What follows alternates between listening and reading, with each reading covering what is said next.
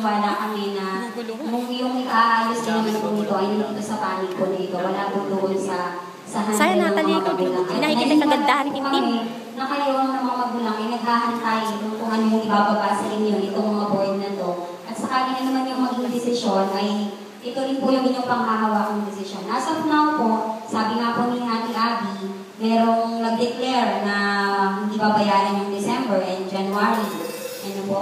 At meron din naman po nag-declare na kailangan itong bayaran. So as of now po, raining vote yung raining vote. Nananatili pong standing yung declaration ng December, January based on the declaration of peace board. And nananatili din naman yung sa kanila dahil may mga hatian din in terms ng paniniwala ng mga magulang. So, nais po namin linawin na ito po ay i-cover sa pag-uusap ng dalawang board. At habang po ito ay hindi pa nagaganap, manatili po yung mga parent doon sa kung ano po yung kanilang and eventually ay tinitignan po namin yung magandang hinaharap na ito po ay maisasaayos din base po sa pangangailangan ng ating paaralan. So, ang lahat po ito isinasaayos, hindi po para itaas itong board na ito o itaas yung board na yun, kundi po para mas maisaayos natin ng tuloy-tuloy yung kalagayan po ng ating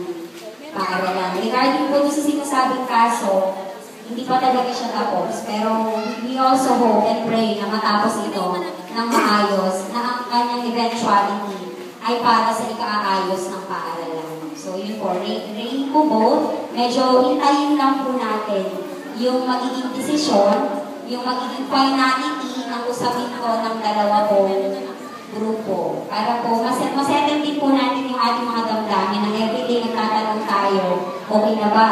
Tapos na ba? Hanggang kailan ba ito?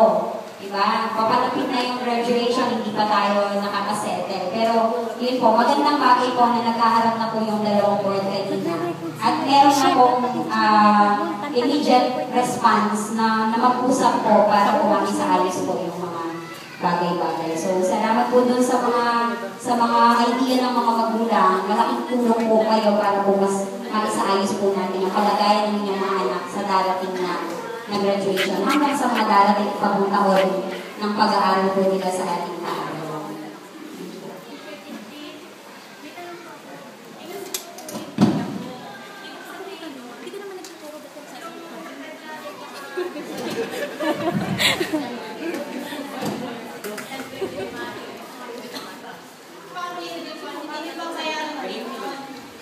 Oo nga.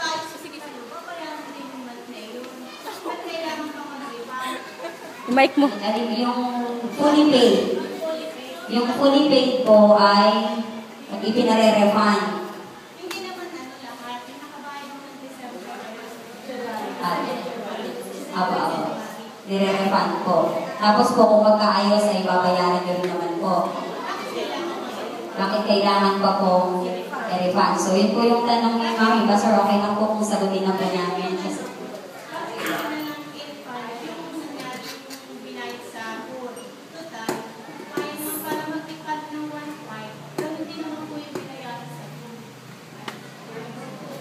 Saglit po. Yung pong tour at saka yung tuition fee ay magkaibang identity. Ano po? At Mami, saglit po, sagutin lang natin yung kay Mami ni JM.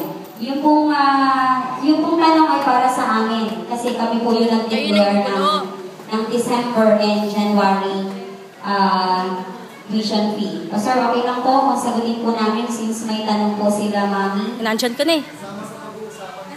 Ayun, yun po yun. Kasama pa rin po. Ang tanong niya po, kung masettle daw po ba natin ito, does it mean na i-declare pa rin na babayaran po nila? Depende po yun sa pag-uusapan po ng dalawang grupo. Ngayon, ang tanong po, gano'n naman po pala, depende rin po pala sa pag-uusapan, di sana po pinabayaran nyo ng loob pa, di sana hindi kami nag-ipunan.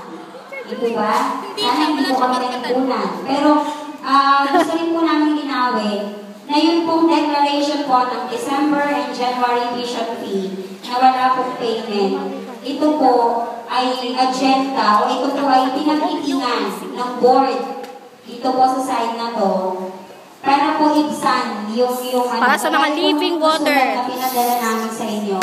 ibsan po yung kalituhan na nangyayari sa mga magulang dahil po mayroon ng dalawang persona sa paaralan na kailangan pagbayaran. Pero sa kagaya po ng sabi nila Pastor, ito po ay isisettle pa rin.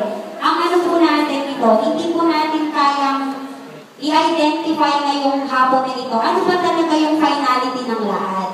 Ano po, sinasabi lang po namin yung rason namin. Total nabasan nyo na rin po lahat ng sulat na yun. Ang finality po dito, ano man po yung makitanong nyo regarding sa December and January tuition fee, still the finality Stop na! po yung sa, between po dun sa pag-uusap po ng dalawang board. Tama po, Pastor? So, yun lang po. Wala po tayong makufinal na usapin regarding po sa mga yun.